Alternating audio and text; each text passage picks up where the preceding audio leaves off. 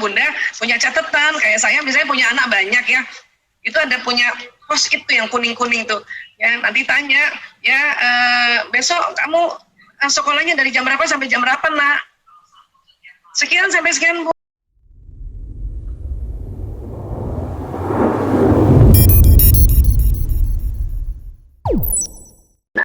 Kalau sinyal bukan hanya dari tulang tungging, sinyal itu dari semua, dari tubuh.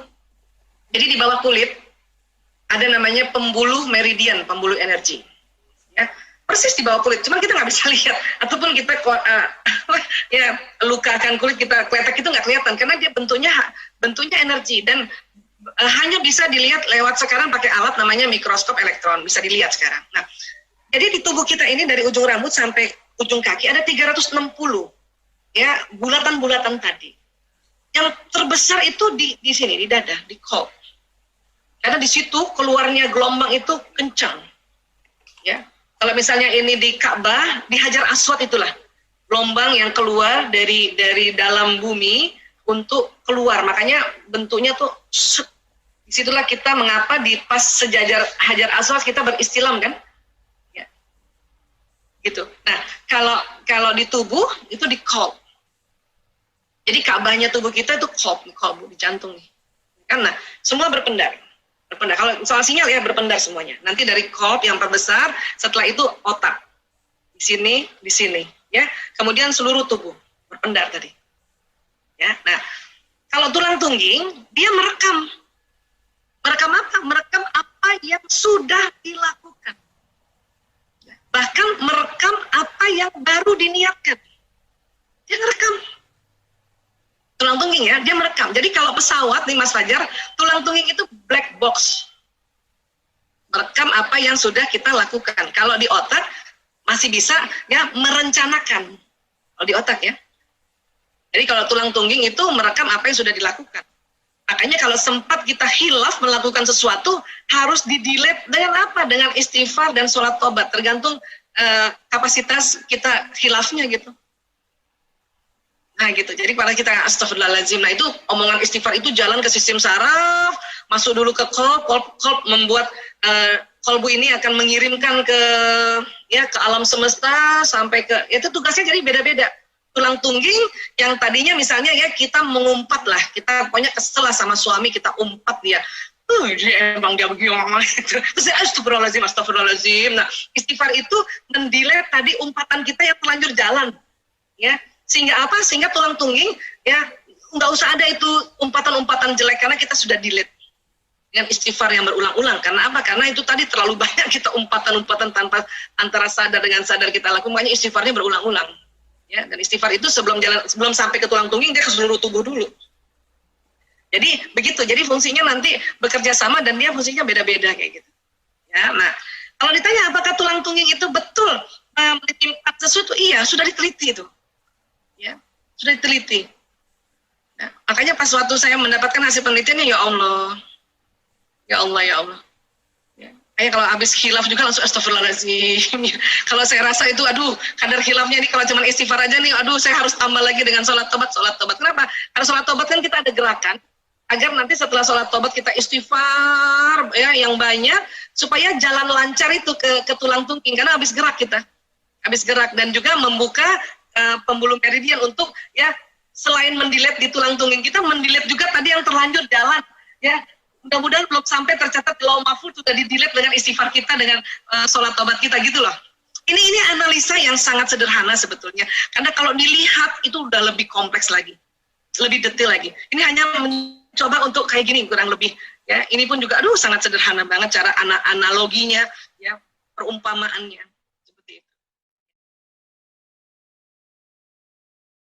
Dalam keluarga kan kita memang harus ada pendekatan-pendekatan ya, dan diharapkan pendekatannya itu yang benar, baik dan pantas ya. Maksudnya pada anak umur yang masih antara umur 6 tahun sampai 12 pendekatannya beda, yang remaja beda, yang dewasa beda ya.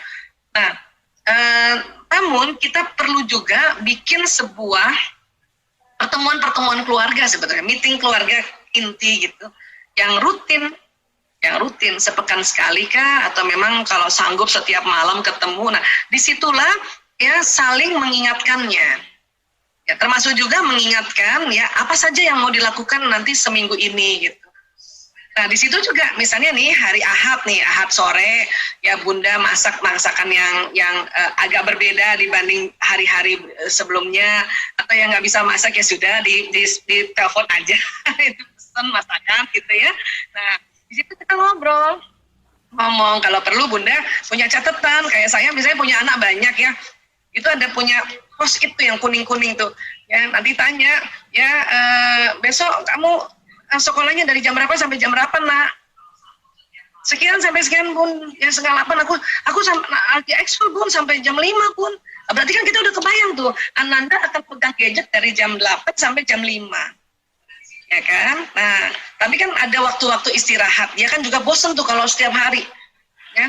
Saya aja kalau udah 2 seminar udah nih ya bokong udah mulai sakit, mata udah mulai berair gitu ya. Nah di situ nanti ditanya, kamu nanti istirahatnya nanti di mana, mau main apa, mau searching apa nak. Saya begitu ya, di luar waktu sholat dan waktu makan ya. Nanti anak saya juga bilang, Bu, aku nanti mau ini mau dengar beritanya Korea gitu.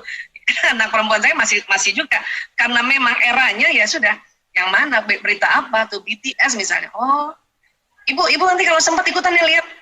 Kenapa saya mau ikutan lihat? Bukan apa-apa, mau tahu aja apa sih yang digandrungi anak-anak, apanya ya yang digandrungi gitu. Jadi nggak boleh terlalu langsung, nggak boleh nak. Nah itu dia nanti malah menjauh, apalagi sedang remaja kan. Nanti juga tanya sama yang kakak-kakak ya, Mas Lanang misalnya, Mas Lanang hari ini bikin konten YouTube-nya kapan? Karena kalau udah besar, karena ini era digital ya, gadget ini yang dipakai banget untuk bekerja, ya kan? Ya kerjanya selain sebagai dokter bikin konten YouTube tentang seperti ibunya juga ya menyampaikan tentang seminar-seminar tentang diri manusia atau watak, tapi versi anak milenial kan. Jadi kita tahu gitu. Mas Jalur sama Mas Kakung sekarang main apa nak? Bu, kita ada permainan baru Bu, dan itu asik banget, bisa main sama sepupu-sepupu. Oh gitu. Kan kita bisa tahu ya. Ya terus atau ya kita tanya lagi. Nanti baca Qurannya jam berapa? Aku baca Qurannya di gadget aja Bu, karena di gadget gampang langsung bisa terakses, dan kalau mau dengar bagaimana cara bacanya aku tinggal klik aja suaranya Bu. Jadi anak-anak ya di era sekarang dia lebih senang baca Qurannya di gadget dibanding di mushaf. Kenapa? Buat mereka karena itu lebih gampang, apa-apa lebih gampang. Bahkan kalau kita lihat anak kita lagi pegang gadget, jangan cepat-cepat berburuk sangka dia main. Ya lihat aja dulu, datangin belakangnya, oh lagi murojaah. Oh lagi bikin tugas, lagi searching di Google. Oh lagi baca buku. Anak saya Mas Priyo sekarang ini lagi tugas di Grogol, di Jiwa, di Rumah Sakit Jiwa Grogol. Saya lagi lihat dia, terus dia lagi nonton apa? Film orang sakit jiwa. Jadi kita ya hindari berburuk sangka setiap anak pegang gadget dulu. Lihat dulu barangkali dia sedang baca Quran, dia sedang baca buku atau sedang belajar. Nah itu lagi pendekatannya ya. Nah, adapun mau mengatur ngapain, besok ngapain, jam berapa, udah makan malam ya nak. Nah misalnya hari Minggu ini nih, hari Minggu yang ini kita mau bilang bahwa Sabtu depan kita makan sama-sama ya nak, nanti ada misalnya gitu ya, ada yang milad kita makan, itu udah diomongin 1 minggu sebelumnya, sehingga anak-anak juga sudah mulai bisa ngatur.